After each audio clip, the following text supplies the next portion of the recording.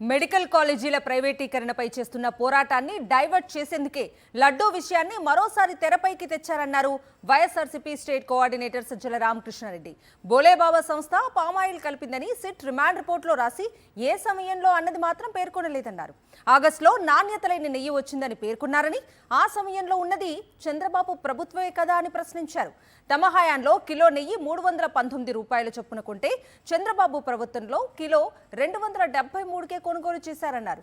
మరి అలాంటప్పుడు చంద్రబాబు హయాంలోనే భారీగా కల్తీ నెయ్యి సరఫరా చేసినట్లు కాదా అని ప్రశ్నించారు సజ్జల. 24 జూలై ఎప్పుడైతే ఫస్ట్ వీళ్ళు ఎన్డీడీబీకి పంపితే ట్రేసెస్ ఉన్నాయి, దీంట్లో వీటికి సంబంధించిన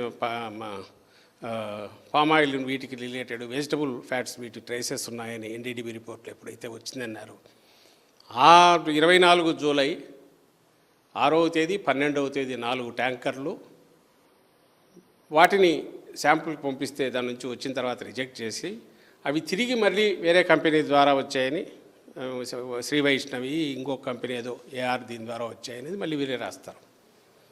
అర్థం కాని విషయం ఏంటంటే అది మీ గవర్నమెంటే. జూలైలో పోయింది ఆగస్టులో తిరిగి వచ్చి నువ్వు తీసుకున్నావంటే దానికి రెస్పాన్సిబిలిటీ ఎవరిది? చంద్రబాబు నాయుడు కాదా?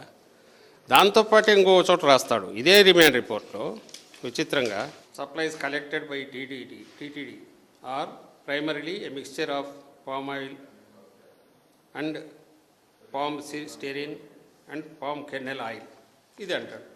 డేట్ ఎప్పుడండి? ఇది 27/3/2025. అంటే చంద్రబాబు నాయుడు గారు వచ్చిన 8 నెలల 9 నెలల తర్వాత.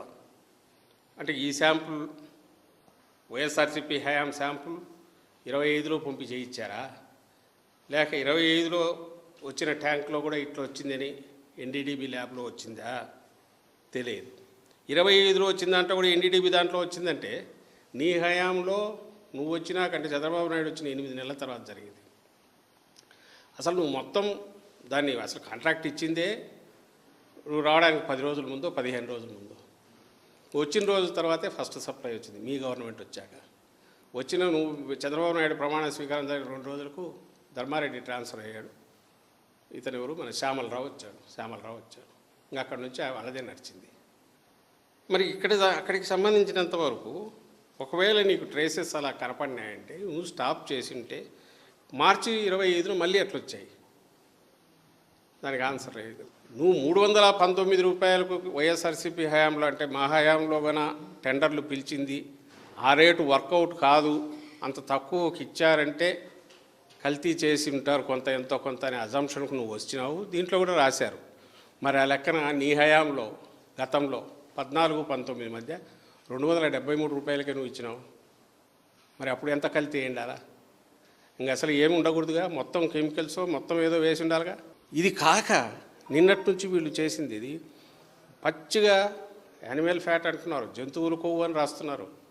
అసలు అది రాక్షసానందం ఏదో అర్థం కావట్లే. వైఎస్ఆర్సీపీ మీదో జగన్మోహన్ రెడ్డి గారి మీదో అంటే ఎలాగో అది బూతులు తిడుతున్నారు, అసహ్యంగా మాట్లాడుతున్నారు. ఇంకా బిలో ది బెల్ట్ ఏ రకంగా చేయాలనేది తప్పుడు కేసులు పెడుతున్నారు.